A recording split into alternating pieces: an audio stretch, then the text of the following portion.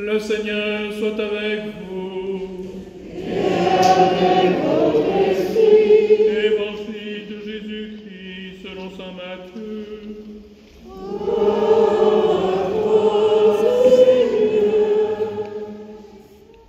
Jésus était né à Bethléem en Judée, au temps du roi Hérode le Grand. Or voici que des mages venus d'Orient arrivèrent à Jérusalem et demandèrent « Où est le roi des Juifs qui vient de naître? Nous avons vu son étoile à l'Orient et nous sommes venus nous prosterner devant lui. » En apprenant cela, le roi Hérode fut bouleversé et tout Jérusalem avec lui. Il réunit tous les grands prêtres et les scribes du peuple pour leur demander où devait naître le Christ. Ils lui répondirent « À Bethléem en Judée, car voici ce qui est écrit par le prophète. Et toi, Bethléem, terre de Juda, tu n'es certes pas le dernier parmi les chefs-lieux de Juda, car de toi sortira un chef qui sera le berger de mon peuple Israël. » Alors Hérode convoqua les mages en secret pour leur faire préciser à quelle date l'étoile était apparue.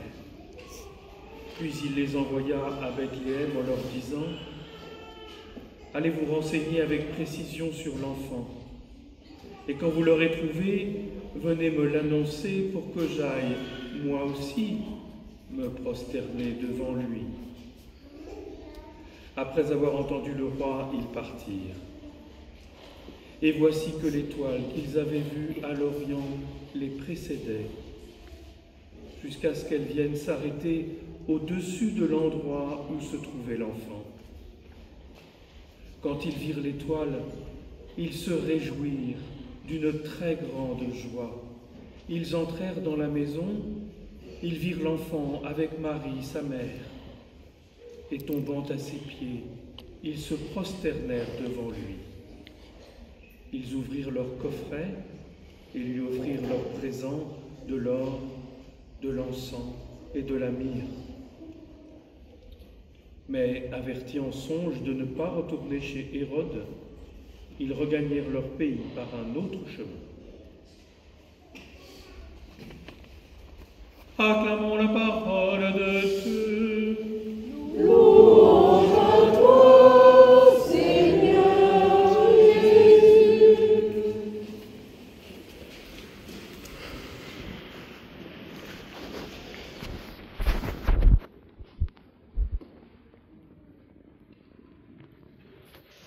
Attention, attention, les Martiens sont parmi nous. Peut-être que votre voisin est un Martien et vous ne le savez pas. Ah, je me suis trompé. Je voulais dire les mages, pas les Martiens, sont parmi nous. Peut-être autour de vous, il y a quelqu'un qui vient à la messe par curiosité, ou qui cherche Dieu, et il est ce mage moderne qui, de bien des manières, ressent un appel. Et souvent, l'appel de Dieu, ça commence par des choses un peu curieuses, pas toujours très catholiques, puisque mage, c'est un peu comme magicien. Regardez les étoiles, ça veut dire astrologue, astrologie. Ben, vous voyez, Dieu appelle aussi par des signes qui sont parfois étranges, à première vue, parce que Dieu continue d'attirer. Et l'épiphanie, c'est notre Noël à nous tous. Parce qu'à vrai dire, la fête de Noël elle-même, elle a été réservée aux Juifs. Les bergers, les habitants de Bethléem, tout ça c'était des Juifs. Mais l'épiphanie, c'est la Noël des nations, des païens. Et nous sommes à l'origine des païens, des gens qui ne sont pas du peuple élu, mais qui avons été appelés par grâce et qui nous sommes mis en route. Alors comment est-ce qu'on accède jusqu'à Jésus? Eh bien il y a des signes de Dieu qui nous mettent en route. Et les mages se sont mis en route. Mais cela ne suffit pas. Les signes de Dieu demandent toujours à être éclairés, à être interprétés. On peut se dire, est-ce que j'ai pas rêvé? Est-ce que c'est bien Dieu qui m'a fait signe? Est-ce que c'est bien un signe de Dieu? Et donc, nos mages se sont mis en route, puis après, ils ont suivi leurs idées humaines. Et ils ne sont pas arrivés à Bethléem. Ils sont arrivés à Jérusalem. Parce que dans leur tête, ils se sont dit, un grand roi des Juifs est né, nous allons le trouver à la capitale.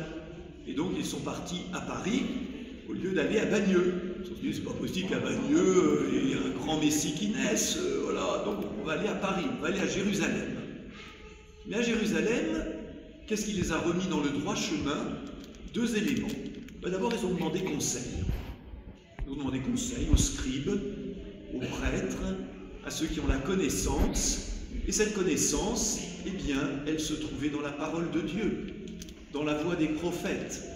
Donc, frères et sœurs, eh bien, quand nous cherchons Dieu, quand nous trouvons des signes, à un moment, il nous faut aussi demander conseil auprès de ceux qui ont la connaissance ou qui savent où la trouver, c'est-à-dire dans la parole de Dieu. Voilà, le prophète avait écrit « Et toi, Bethléem, terre de Juda, tu n'es pas le plus petit parmi les chefs-lieux, car c'est de toi que naîtra le Messie. » Donc, allez à Bethléem.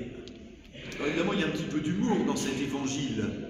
C'est que nos savants, nos prêtres, nos catholiques habitués, ils savent où ça se trouve, mais ils n'y sont pas allés eux-mêmes. Allez-y donc voir. Oh, nous, vous savez, on connaît la musique. Parfois, les signes de Dieu que les autres voient, les conseils que nous leur donnons, nous ne les suivons pas toujours nous-mêmes. C'est dommage, car après tout, les scribes, les grands prêtres, les prêtres auraient dû suivre les mages aussitôt. Ben non, ils sont restés à Jérusalem, bien au chaud.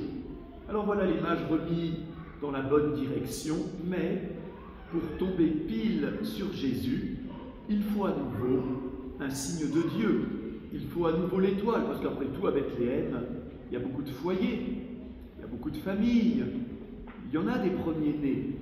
Et si les mages avaient suivi leur propre intuition, ils seraient allés à Bethléem chercher une maison bourgeoise, une famille bien établie, en se disant c'est certainement là quand même que ce grand roi est né.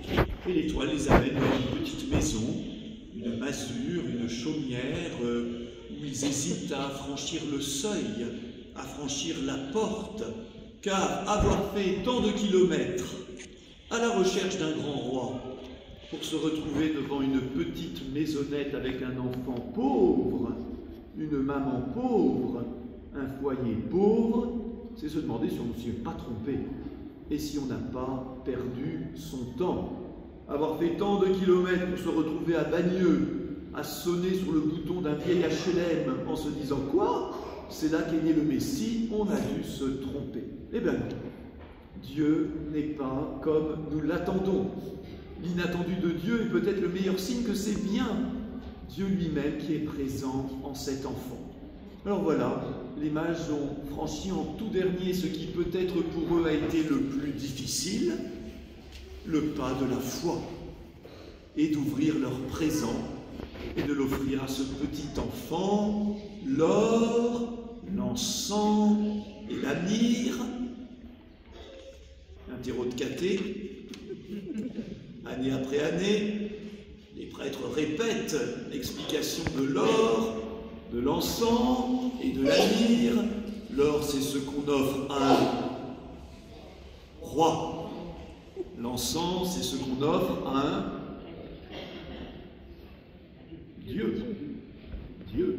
Et la myrrhe, c'est ce qu'on offre à, parce qu'un cadeau empoisonné, on offre pour embaumer un corps, c'est une prophétie de l'Église, de la passion, mais aussi de la résurrection de Jésus.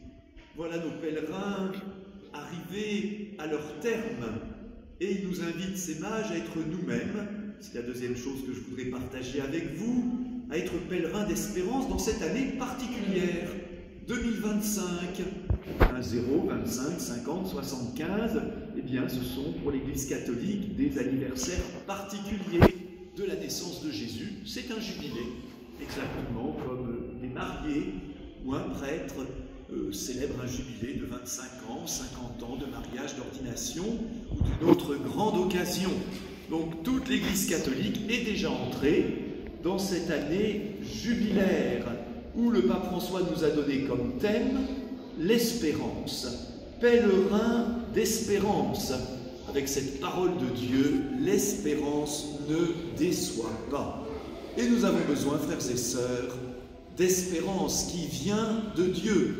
Le pape François nous dit que notre première mission à nous les catholiques, dans ce monde qui se pose beaucoup de questions, dans notre société où il y a beaucoup d'inquiétudes, c'est de témoigner de l'espérance de Dieu. De ne pas être de ceux qui ronchonnent, de ne pas être de ceux qui voient tout en noir, de ne pas faire partie des prophètes de malheur, mais de tenir notre place de témoin de l'espérance. Être témoin d'espérance, ça ne veut pas dire que tout va bien. Au contraire, c'est parce qu'il y a beaucoup de difficultés, qu'il y a beaucoup de défis, qu'il faut, avec Dieu, avec l'aide de Dieu, avec la force de Dieu, témoigner et œuvrer pour l'espérance. Ce n'est pas la même chose que l'optimisme, l'espérance. Et le pape François nous dit qu'à la manière des mages, l'espérance demande aussi beaucoup de patience. Ça ne s'est pas fait du jour au lendemain. Les mages ont cheminé longtemps.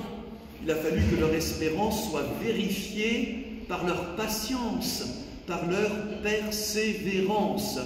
Et aujourd'hui, on a du mal avec la vertu de patience. On est habitué à ce que tout aille très vite. J'ai envie de quelque chose, je le commande sur Amazon, ça doit être livré en 24 heures.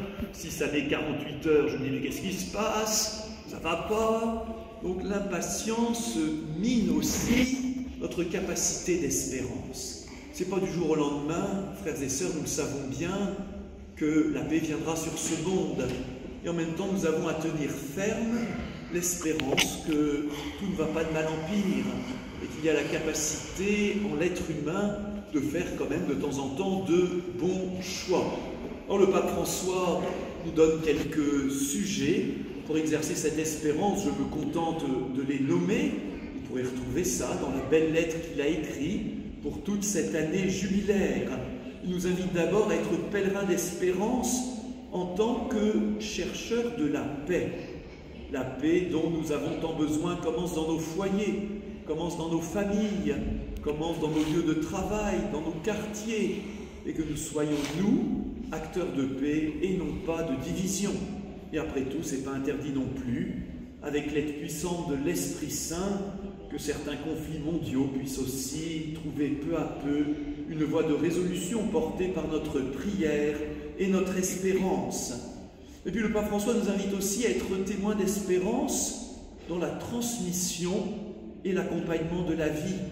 Il voit bien, nous voyons bien avec lui que beaucoup de jeunes se posent des questions énormes, en particulier en disant est-ce que ça vaut la peine d'avoir des enfants? Est-ce que ça vaut la peine de transmettre la vie dans un monde tellement incertain? On ne sait pas voilà, ce que sera demain.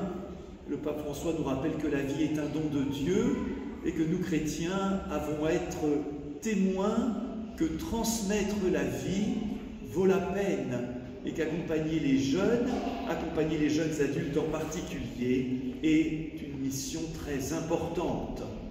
Et puis après, le pape François nous invite à être témoins d'espérance pour tous ceux qui vivent des galères, pour tous ceux qui vivent des épreuves. Et il cite en premier une catégorie auquel on n'aurait peut-être pas pensé, nous en premier. Il la cite en tout premier dans sa lettre, les prisonniers. Alors on pourrait dire, les prisonniers, la plupart c'est de leur faute, ils sont en prison, c'est normal. Mais le pape a tenu à ce qu'une porte sainte soit ouverte dans une prison de Rome, comme signe d'espérance pour ceux qui, bien sûr, ont à se convertir, comme nous tous, mais pour qu'ils ne désespèrent pas. Témoin d'espérance pour les prisonniers, témoin d'espérance pour les personnes qui vivent un temps de maladie grave, témoin d'espérance pour les personnes âgées, dont nous avons tant à apprendre et que nous avons aussi à entourer. Témoin d'espérance aussi, ajoute le pape, pour tous ceux, toutes celles qui sont des migrants, qui pour une raison X ou Y ont quitté leur pays, pour qu'ils puissent trouver des portes et des cœurs ouverts. Et puis témoin d'espérance aussi pour toutes les situations de pauvreté, dans ce monde où il y a tant de richesses et où elles restent si souvent, hélas, très mal partagées. Alors, vous voyez, frères et sœurs, voilà tout un beau programme inspiré de l'Évangile pour cette année sainte. Une année sainte, c'est une année aussi de bienfaits de Dieu, que nous ayons la possibilité, peut-être pour certains, d'aller pèleriner jusqu'à Rome, ou de pèleriner en d'autres lieux. La paroisse aussi fera des propositions pour que chacun d'entre nous, nous puissions recevoir de Dieu une joie une grâce, une jubilation particulière en cette année sainte, car quand les mages approchèrent de Bethléem, quand l'étoile les mena jusqu'à cette chaumière, jusqu'à cette maison, l'Évangile nous dit qu'ils furent saisis d'une très grande joie. Que cette joie, frères et sœurs, soit avec nous tous. Réjouissons-nous que le Christ se montre à nous. Réjouissons-nous d'être chercheurs de Dieu. Réjouissons-nous d'être ensemble pèlerins d'espérance. Amen. Amen.